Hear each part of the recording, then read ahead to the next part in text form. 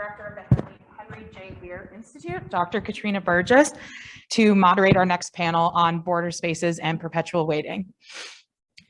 Migrants are often stuck for long periods of time in both physical and psychological borderlands, whether in refugee camps, transitional urban developments, detention centers, or continual feelings of uncertainty in new homes. And this state of flux and constant movement can take a toll on refugee mental health as they grapple with the ambiguity of their future. Through this panel, we'll seek to understand the mental health impact of living in perpetually transitional spaces and the challenges faced by refugees crossing borders. We'll also discuss ways in which refugees in various border areas and liminal situations have coped with their uncertain environments and taken action to build community and support themselves and one another. Thank you. Great, thank you very much. And thanks to all of you for being here today on a very sunny Friday afternoon. I'm delighted, actually one question, do we have 3 or 4? They're all there, okay, great. I'm delighted to be moderating this panel on border spaces and perpetual waiting. It is a topic that's close to my heart, having done some work on the US-Mexico border, particularly in Tijuana, where migrants and asylum seekers are often confronted with a long period of waiting. And so I'm thrilled today we're going to hear about this issue from 4 different experts, 3 of whom have written RIT studies as part of the RIT project. And they will be speaking about their perspectives and experiences in 4 different parts of the world along 4 different borders. So I think we'll get a really interesting comparative perspective on this phenomenon from our speakers. I will first just briefly introduce them. 3 of them are in the program, so I won't say a lot. And then we have we're delighted to have a 4th panelist whom I'll introduce a little bit more extensively. So our 4 panels, we will begin with Cassie Stewart, who is a licensed social worker and founder of the Rio Valley Relief Project, a nonprofit that serves asylum seekers and refugees at the US-Mexico border and in Dallas and Austin, Texas. We will then hear from Akram, who wrote RIT's Beirut report and lived in Beirut for several years working with NGOs, particularly with the LGBTQI+ community. He has since resettled from Lebanon to Europe and continues to support this community and refugee well-being. We'll then hear from Teodora Jovanović, who also wrote a RIT study. She is a research assistant at the Institute of Ethnography of the Serbian Academy of Sciences and Arts and a PhD candidate at the University of Belgrade. And then finally, our new participant, whom we're delighted to welcome, is Barnabas Ticha Muvhuti. He's a PhD student at Rhodes University and was previously a curator and assistant researcher at the University of Cape Town's Center for Curating and the Archive. He is Zimbabwean, and he moved to Cape Town in November 2008 and has since studied, worked, and lived with fellow migrants from Kenya, Democratic Republic of Congo, Malawi, Somalia, and Rwanda, among other countries of origin. He's interested in the experiences and treatment of migrants by host communities and immigration authorities. He studied at Midlands State University in Zimbabwe, the University of Cape Town, and the University of Stellenbosch. So the 4 panelists are going to address, probably spend most of their time addressing one question that we posed to them, which is how does the experience of waiting and non-permanence, particularly along a border, affect refugees' mental state and sense of self and identity? And they will share some images with us as they speak about their particular sites. So I guess we'll start with Cassie, if you'd like to begin. All right, can everyone hear me? Okay. Well, hi, I'm really glad to be with you today to speak on this important subject. I founded Rio Valley Relief Project about 3 years ago after seeing the need to provide support to Texas foundations assisting asylum seekers at the Mexico border. And we basically like to go and fill the gaps for the big agencies that are on the ground every day. We started by just volunteering and realized that we could not stop going. So we go every month, except for some of those critical months during COVID where we were only able to drop some donations off. We consistently go about every 4 to 6 weeks and volunteer. We have really witnessed so many changes and adjustments over the last few years. You know, when we started, the asylum seekers were in a tiny shelter with, you know, not a lot of room, just a couple of showers. A couple times later, we went back and they were in a bit of a bigger shelter with an outdoor area. And then a few more times after that, we go, they're in a much bigger shelter, but there's no place for them to go outside. You know, we've seen them have to create tent cities once they were stuck in Mexico and could not cross to the shelters anymore. We've seen pastors open up their churches and buildings. We've seen some of them make their way to sponsors and family members in the US. And some of my team members have even had asylum seekers stay a couple nights with them on their journey. And that's just talking about the non-permanence of a roof over their head or lack of. There are so many other unpredictable things for asylum seekers and their journey. You know, many of them come from no stability in their home countries. That's why they're fleeing. And then there's really no stability in the process of seeking asylum. Every day they are walking into the unknown, and they're subject to the whims of our laws, to the whims of local leadership. Everything is out of their control, and that has to be pretty traumatic. We know no one has complete control over their life, but many of us have enough to feel some level of peace. And asylum seekers are at the mercy of whatever people around them decide to do with them. They can't make their own money. They can't educate and feed their children the way they want to. You know, just to parent their kids the way they want is robbed from them. And, you know, they just get to make very few decisions, which, you know, keeps them kind of in a constant state of unsettledness. I want to tell a quick story to kind of illustrate what it is we see when we're there in terms of, you know, identity and mental states sometimes. So in one of the shelters, a really long line forms for asylum seekers to get clothing. There's a clothing room, and volunteers work to bring one family in at a time to get clothing, or, you know, to get a baby carrier or whatever it is that they might need. Oftentimes, you know, if there's enough volunteers and enough supplies, you know, a lot of people will get something. Sometimes there's just not. So people will really line up in long lines and stay there for a really long time, hoping to get something. And one day we were working, and I heard the scream of a small child, and there was a mother who was holding her 2-year-old. And I quickly realized that the 2-year-old had gotten her pinky shut in the hinges of the door as it was opening and closing for families to go in and out. And at that moment, what I saw in the mother's eyes was just like sheer terror.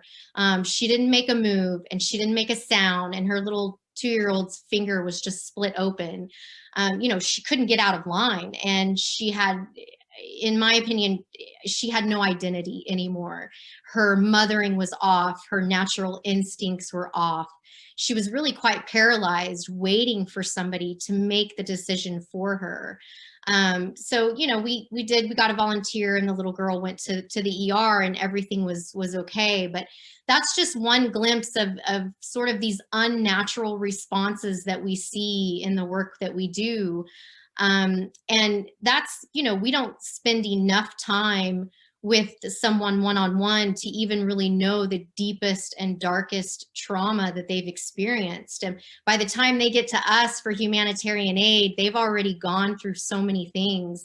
Non-permanence is just magnified by all the stuff on the way that we don't even always hear about, and that we definitely don't see. You know, people really need human connection, and they need to feel safe. Social connection is essential to nearly every aspect of health and well-being. A lot of times we think of humanitarian aid just as, you know, people getting clothes and food and shelter, but what about giving them, you know, what they need mentally and emotionally, and you know, help with their trauma? There's just really so much work to be done in those areas, because they're just as important, if not even more important than sometimes some of those other things. And it gives them a lot of dignity too, to show that we see them as humans, to to also see that side of things. And I think that one way that we like to show up for that is that we just keep going. We want to keep giving that human connection to them, but we're excited to see there's a lot of talk around other things that we can do, and social workers in school right now are talking about, you know, what it is that they might be able to create or to provide to help with this. So we're excited to see where that goes in the future. Thank you.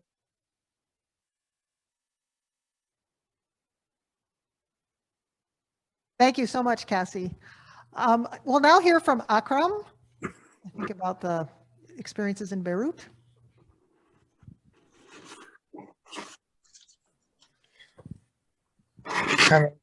Can you hear me?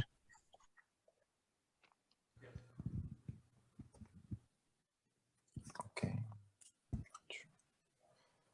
Hello, I'm Akram. I had myself an experience as a refugee, and my job was with RIT to write a report expressing some of personal and other refugees' experience in Beirut. One of the most important parts, like they mentioned before, the mental health during this transmission period, let's say. Hello? I'm not sure you can hear me, sorry.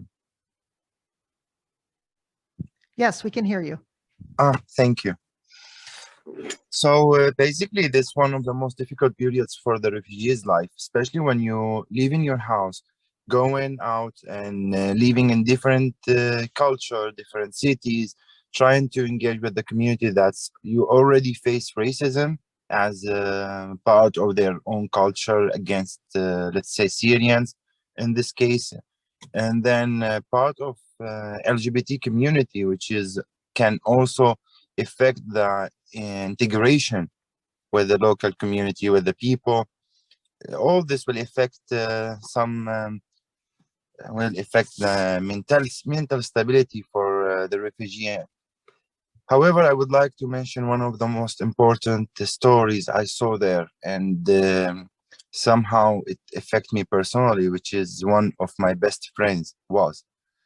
He was in this journey, he lost his in 2 years waiting in Lebanon. It was so difficult for him to waiting for something that's we are not sure about.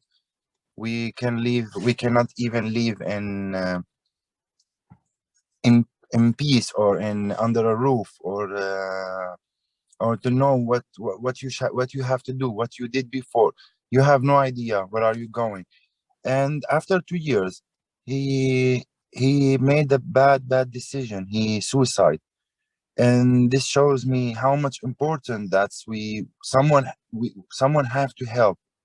We need someone to guide us, someone to help us mentality to be stable, to show us that there is a hope, there is a future.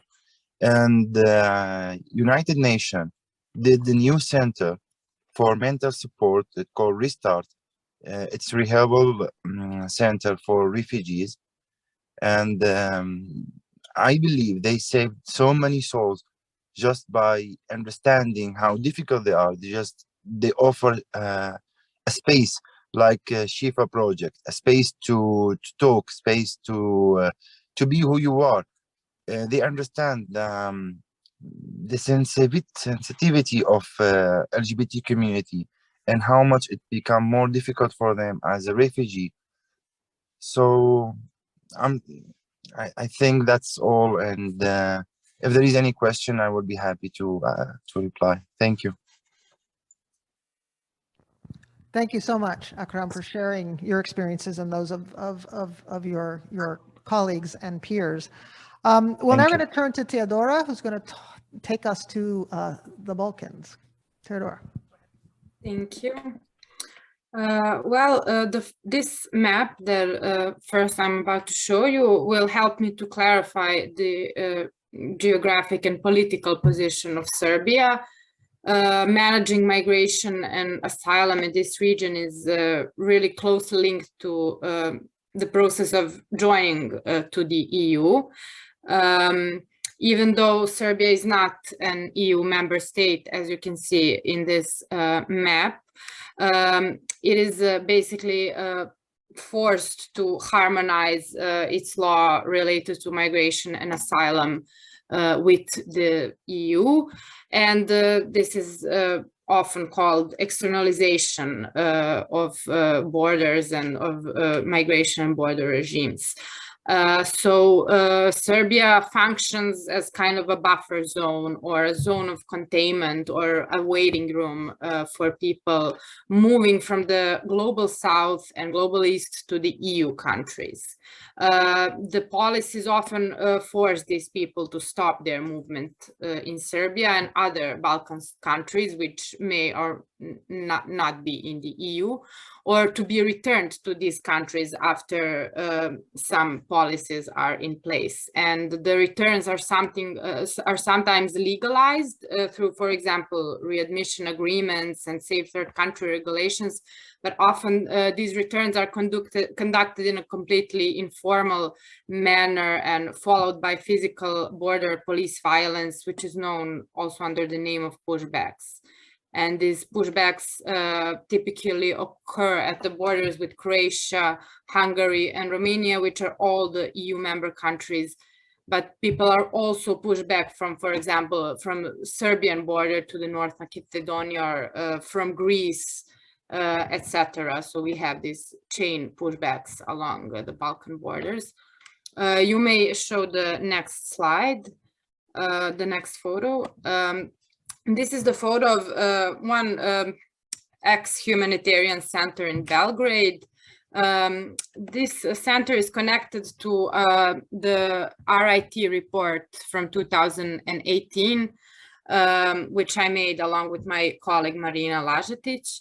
And this is something where I worked before I was a researcher and before I was involved in academia.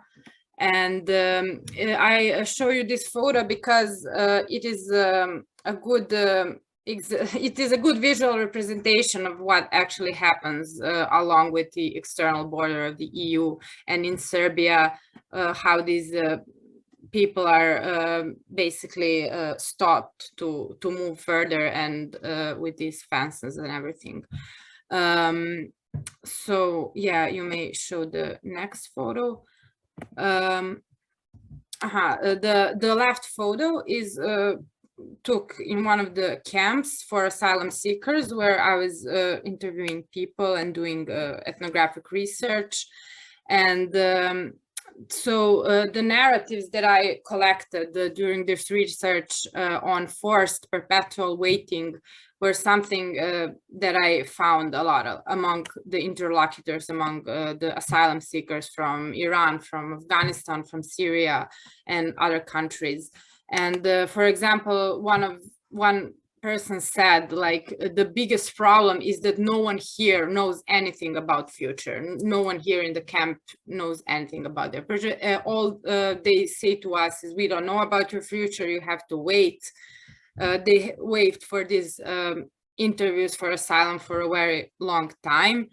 And yeah, I mean, there is more negative decisions than the positive ones. And also another person said to me something like that they tried to cross borders several times, but they had no other choice but to stay in Serbia. So this is something that is actually, we often talk about forced migration, but what about forced staying or forced non-migration or forced stop of the movement? So this is something that I believe that is happening in this forced stopping of people, not moving actually.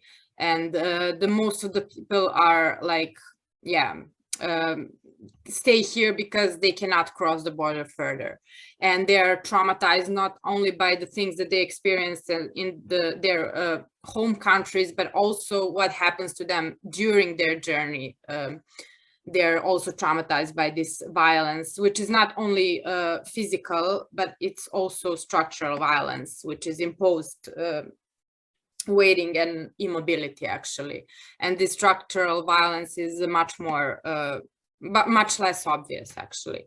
And the right photo is, I'm trying to show also a positive side here. I mean, these periods of positivity are of course far less out there, but this is some pita bread oven stone, traditional oven stone that was built by a Syrian man in one of the camps on the border between Serbia and Croatia.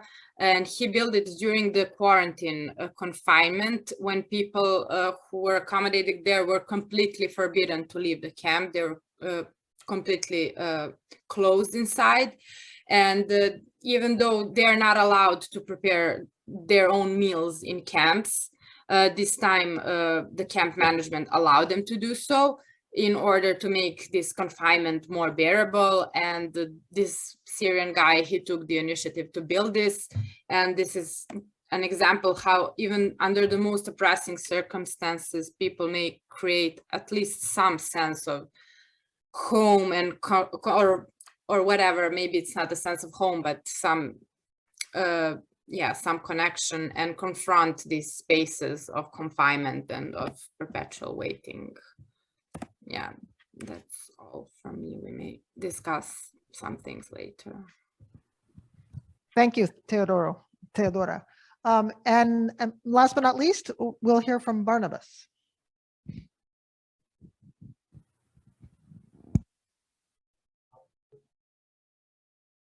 Thank you. I'm just turning on my video. Okay, I will try to take a slightly different approach. I'll tell a story.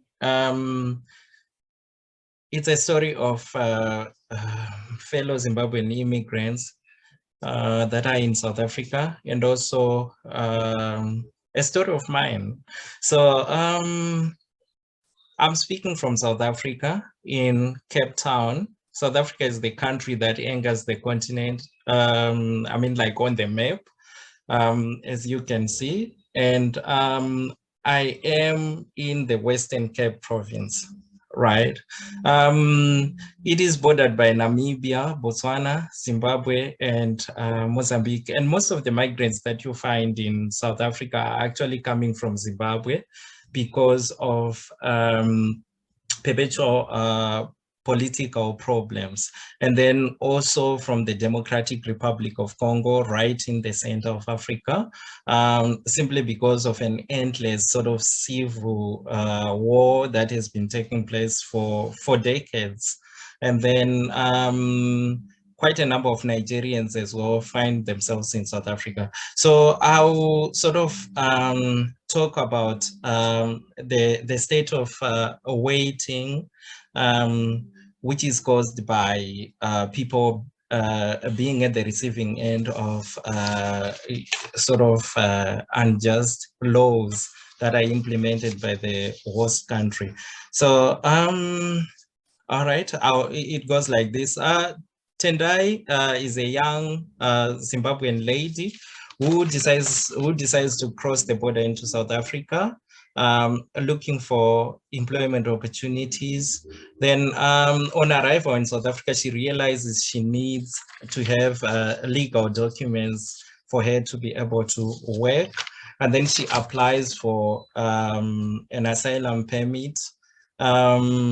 She gets rejected by the the system rejects her, and then she appeals, and then that appeal process takes years so Tendai can be able to work.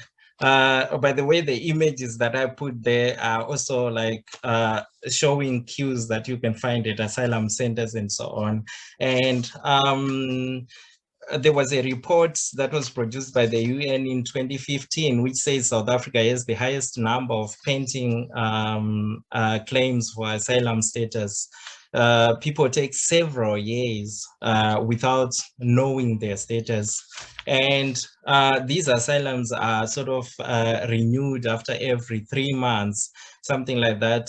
So you can imagine if someone is a student or is employed somewhere, and then they need to be going to Home Affairs offices to stand in a queue like what you see on the pictures. It takes days for them before they get the paper renewed for that 3 months. In some cases, people lose their jobs.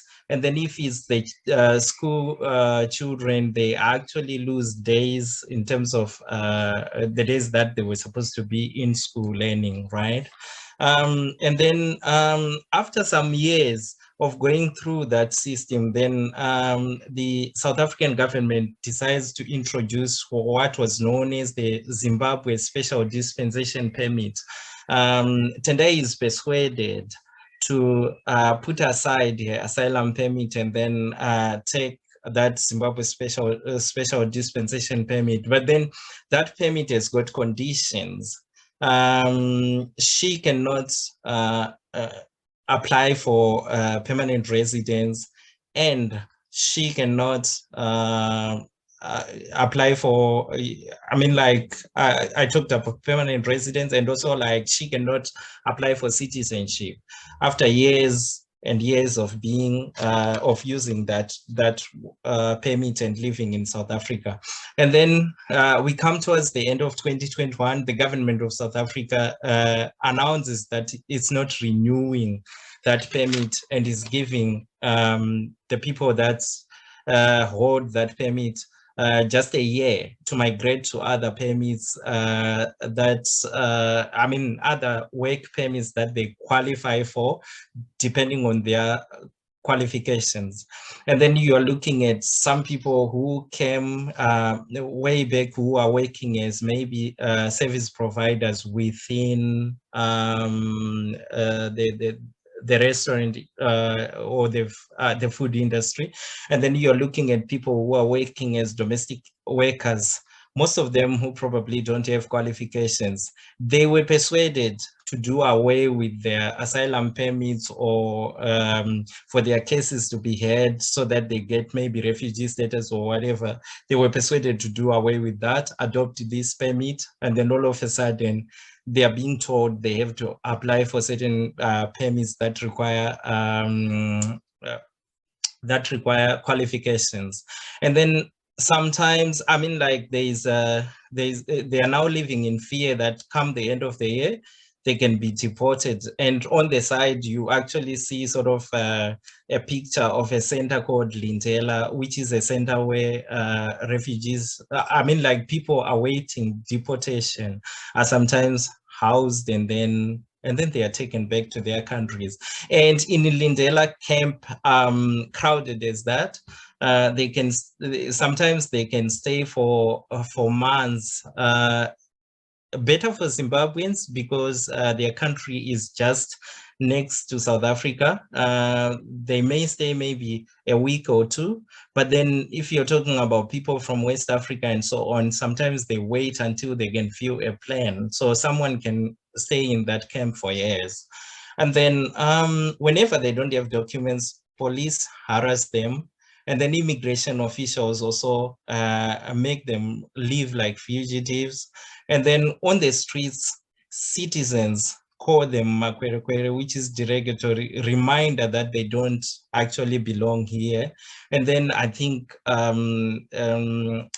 I'll just not go deep into the history of maybe or the story of xenophobic attacks in South Africa. I think it's well documented and the whole world knows about that.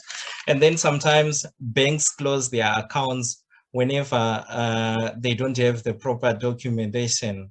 And then I do follow a page called the Zimbabweans in Cape Town. And then I'm always sort of reading about the cases that are posted there. There are times you hear that so-and-so has been spotted in the area of Sea Point, for example. And this is a person who used to have a job, a person who used to be maybe someone that other Zimbabweans were looking up to. And then they are spotted, they are homeless, they are eating from the trash can. To think that someone came all the way from Zimbabwe to live that life of to become a destitute in South Africa. But then the problem could be they have undergone such a system and then they've sort of given up, or the system has made them, land in that situation and they can't even afford to go back home. And then I was thinking of the second question: how have refugees confronted these liminal spaces and created a sense of home? I think living together, coming together, and maybe forming communities because they belong to a certain religion or a certain culture. We have seen these with people from Somalia. They even stay in a town called Bellevue, which is now known as Little Mogadishu. And then sometimes people tend to churches. And then, yeah, of course, maybe those who are hardened by the situation foster a sense of resilience. And then people tend to NGOs, non-governmental organizations like PASOP and Scalabrini Center. I'll stop there. Thank you so much, Barnabas. So 3 out of the 4 actually started to talk about the second question, which Barnabas just shared, which was how have refugees confronted these liminal spaces and tried to create a sense of home and belonging. So I was wondering, Cassie, if you had any examples or illustrations of resilience or creating a sense of belonging or creating a sense of hope in the midst of all this waiting and uncertainty from your experiences. Sure. Yeah, definitely. When the tent cities, well, there are still tent cities that the one we went to is no longer, and there's one now in Reynosa that's just quite dangerous to go to. But in the tent cities, they made makeshift kitchens. They organized into neighborhoods. They were always willing to volunteer themselves. So when they were given jobs to do in the camp, we saw a lot of enthusiasm there. It gave them something to do. I think, something that we see a lot is just the sheer boredom of waiting around in different places all the time. People really, some of them have cell phones, but they don't have chargers. And it's really, really hard to get chargers to them. I think the idea around that sometimes is like, oh, why do they need a cell phone? Why do they need chargers? And so we have a hard time, getting them those things. But if you think about it, that is a connection for them to their family, their friends. We all have that right to be able to use something like that to have a connection. But many of them, they don't get that. But I think just, watching them make carriers for their babies out of materials or swings, that they from tent tarps, hanging from the trees, swings for their babies, and just in the shelters, taking cooking responsibilities and just really forming a community within inside their shelters, doing all the many jobs that it keeps to keep the place running. We've seen a lot of that. Great, thank you. Do any of the other panelists want to share other examples of migrants finding meaning or creating community or creating a sense of hope in these very difficult circumstances?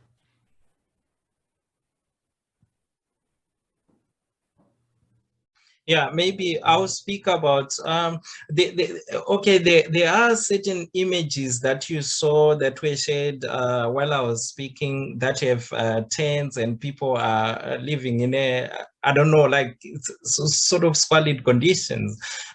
Those were refugees from Congo, and they were crowded right in the CBD of Cape Town, and they were fighting for the government of South Africa to sort of for United Nations to take them out of South Africa because they were sort of done. They felt like they are done with the xenophobic situation in the country. And this was in the middle of the pandemic when things were so tight. So what I want to bring out here is the sense of the idea of coming together, and even in such a desperate situation, like staying in those squalid conditions, but then they were not sort of prepared to abandon each other. They remained together as a unit until they were relocated to a certain, so sometimes the idea of unity, just coming together and fighting for a cause, yeah, they go through that. Yeah, thank you. Teodora, you want to add something? Yeah, well, I saw, I mean, what Cassie shared, I also saw many of these examples, but honestly, here in Serbia, I didn't see a lot of these political fights that Barnabas just said. Like, I think that these people there, I didn't see, like, there were some attempts. For example, when the border with Hungary was closed, there was this March of Hope, when they organized along with the activists. They wanted to gather and just go to the border, and they were like, if there is like several thousand of us, they cannot stop us. But these attempts failed, and that is maybe the only example of this kind of political organizing against the policies that I saw.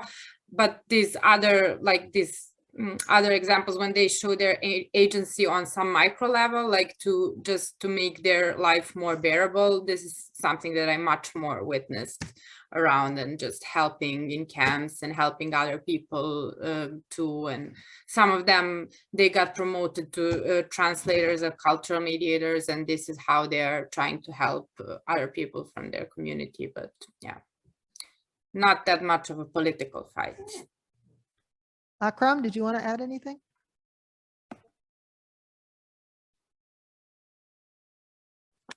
Yeah, actually, for Syrian refugees, the situation was really different from what the other panelists said. For example, when they tried to gather together and go crossing the borders from Belarus, they were confronted with guns, and several people died trying to cross the borders to Europe.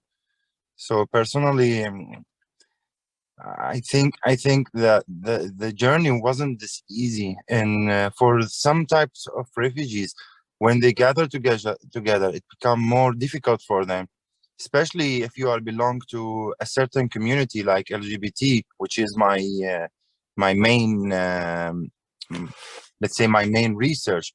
LGBT trying always to avoid their communities in the beginning. Even during the journey, it become more difficult for them to gather with, let's say, straight people. So I think it's different. I'm curious, Akram, are there any examples of, for example, shelters that are specifically for that community? Or because that is something that has started to appear in Mexico, for example. I'm wondering if Actually, this is really perfect question. Recently, as I present myself, I was located in Europe again. Before this, I was in Lebanon. In both cases, I was forced to be with Syrian refugees and other Arabic refugees. In Europe, they said, oh, it's for the best for you to be with the people, the same culture you came from. And they put me in a house with other 5 refugees. One of them insulted me and attacked me physically. And the local here, the police, and I was with the church. And the church, they said we cannot do anything. So in a meeting with the United Nations, I told them this, like, you cannot bring someone from danger to danger. You cannot bring someone from prison to prison. People here can't understand the difference between me and the people who pump and the Muslims. Like the first, when we were talking, it's really important. People can't see the difference. And then you force me to be with the people. They already attacked me before, and they tried, like, despite the term refugee, they also attack you as a person. So no, the answer is no. There was no shelter for refugee, especially LGBT community. Second, even in Europe. And I don't understand, till this moment, we are trying so hard with the United Nations to issue a law or something for resettlement those people. help those people to rehab, to get a bit more stability mentally. And it's really like mission impossible. It's so difficult for someone to integrate with the community if I can't even have a roof, if I can't feel home. So no, again, it's really big problem, and I hope one day we will reach this point in like Mexico. Thank you so much for sharing that. We're now going to open up the floor to the audience for questions, but I want to just make one quick comment. I think one of the important messages from this panel is that migration, be it by labor migrants, refugees, asylum seekers, is less and less of a linear process, right? And people get stuck, they go back, they go the other way. So I think this sort of our old models of before you migrate and after you migrate are limited, right? And I think this panel really illustrates that, and also that this phenomenon of waiting and uncertainty and lack of control can happen at all points in that process, in that nonlinear process. So I will stop talking and open up the floor to anyone who has questions for any of our panelists. And if you could briefly introduce yourself if you do. Yeah. I have a question. I'm Maggie, second year MALD. And I would like to address this to all of the panelists. We've talked a lot in this panel about, externalization and forced staying.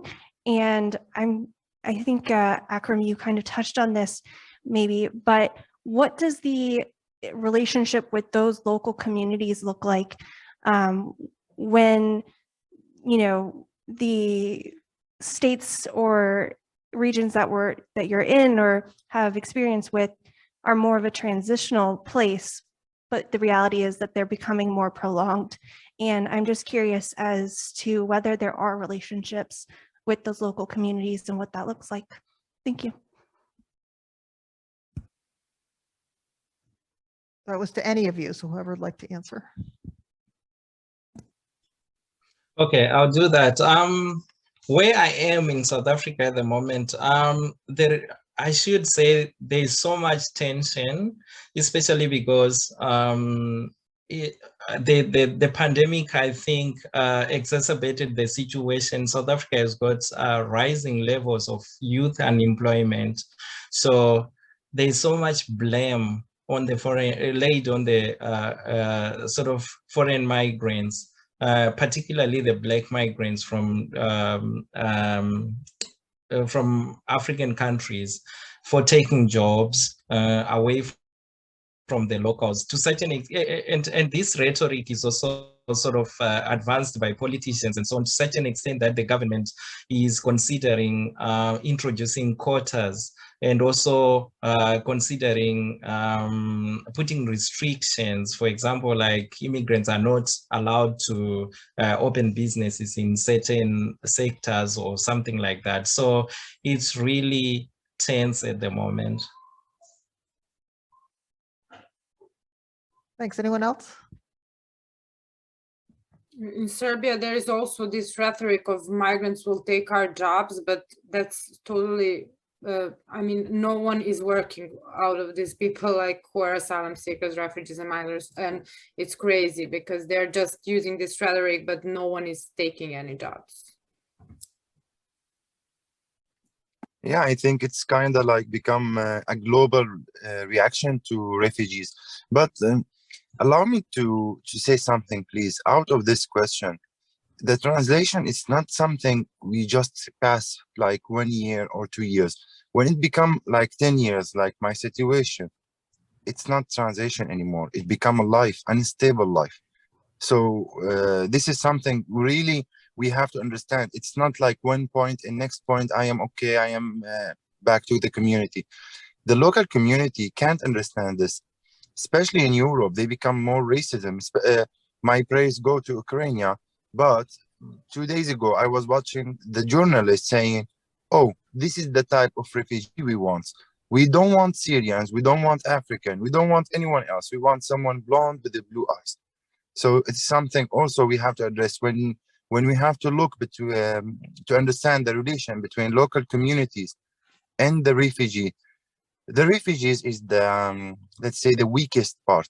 They try to integrate, but when they face it with rejection, I saw many cases become drug dealer, for example. So they become more, reflecting more bad images to the local communities, and local communities will say, okay, they come here to steal our jobs and they sell drugs and they are bad people. So it's not like math. It's not 1 by 1 and 1 plus 1 is equal to 2. No, it's something really different and more wide. I hope this will answer your question. Thank you, Akram. Anyone else? Karen?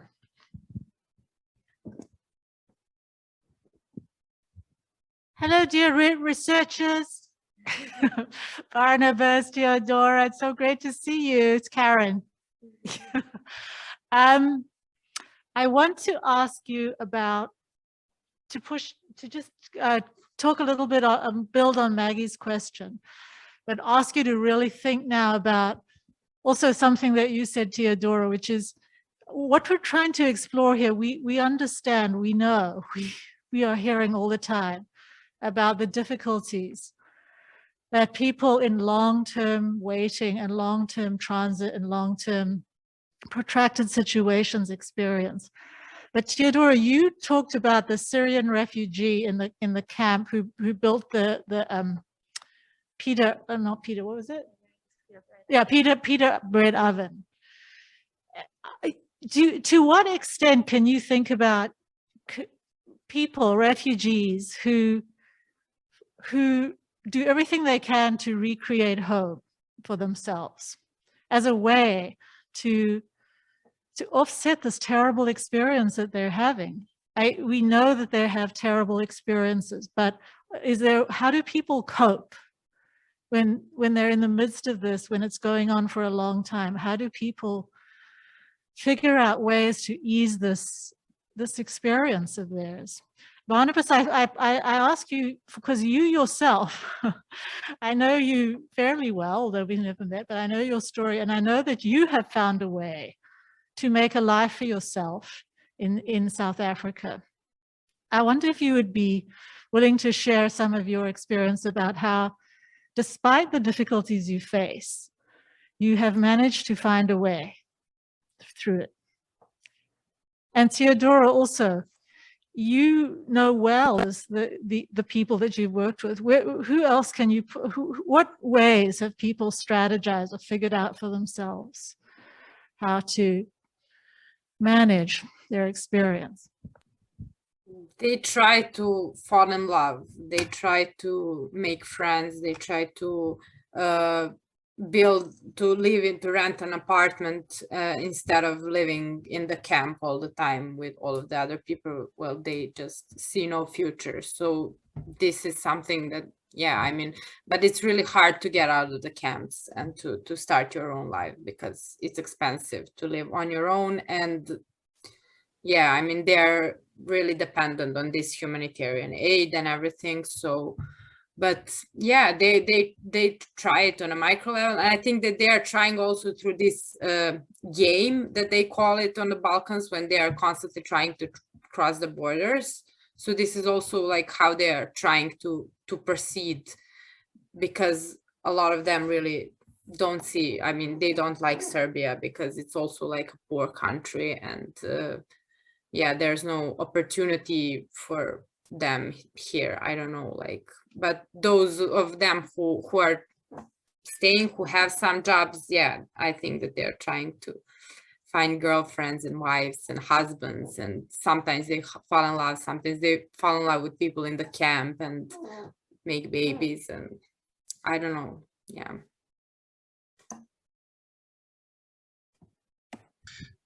For me personally, I think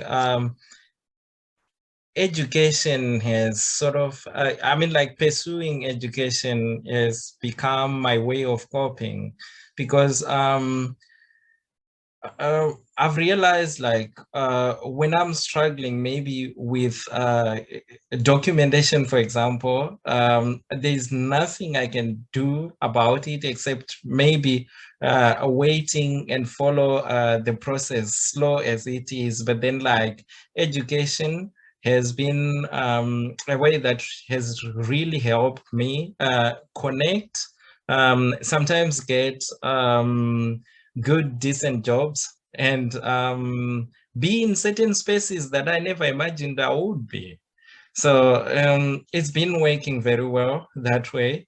And then the question also actually made me think of a certain community that I always sort of look up to as an example, the way they help each other and so on, as a coping mechanism as well. I think I mentioned in my presentation the Somali people in Cape Town, for example. They have come to stay within one location, and that is Bellevue, and people nickname it Little Mogadishu.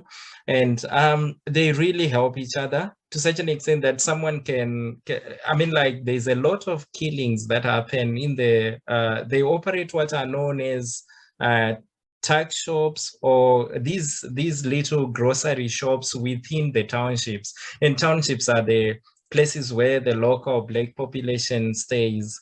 And there are a lot of killings of the Somali community here and there, but then they still come together as a community and support each other, even if it means maybe then helping to guard those grocery stores so that they save their members from the shootings and so on, something like that. Or they even retaliate, like it's now Tebeha, like it used to be Port Elizabeth. Like last year, there was a case where in South Africa, like the local taxi drivers, like sort of untouchables of the society. Like someone can just, I mean, they break all the road rules and so on, and nobody can resist them. But then when they attacked a certain Somali guy, I remember there was a case of the Somalis retaliating, and people were shocked. The community was shocked because nobody could even stand against the taxi drivers and so on, but it happened. So that's solidarity, right? Okay. Thank you. I think we're almost out of time. Let me just share another example just to add to the scarce examples of migrants in these situations of waiting. I think especially those who are there for a few years and at any moment think they're going to leave and get an asylum hearing, or et cetera. So I think it's harder to think about putting down roots. But a really wonderful example in Tijuana is that we're 2 or 3 Central American asylum seekers who had been sent back to wait for their court hearings through the Migrant Protection Protocols program of the US government. And while they were there, they decided to raise money and through a lot of volunteer work, build a shelter for Central American women and children. I think it's a wonderful example of doing something to make themselves feel in solidarity with their community and to give back, but also to provide a community space for women and children from the same communities and countries. So I just thought I'd add that example as a nice one. Well, thank you all very much. Yeah, go ahead, Barnabas. I just wanted to add another example that I was just thinking of. Like, there's something exciting that also happened during the pandemic. I think I was talking about the Somali community being targeted and so on, but then they came together and helped Black South Africans who were struggling, couldn't even, I mean, like they were struggling finding food and so on. And then these Somalis, because they are operating their business, they put money together and then bought groceries for families within the community. And it was so amazing that, I mean, like this is a community that is being targeted and being killed. And then they sort of, tend to kindness to the very same people that are targeting them. Oh yeah, that's a wonderful example. Well, thank you all. And it's great to see you even virtually. Thanks for participating and thanks to all of you, and on to the next event. Thanks.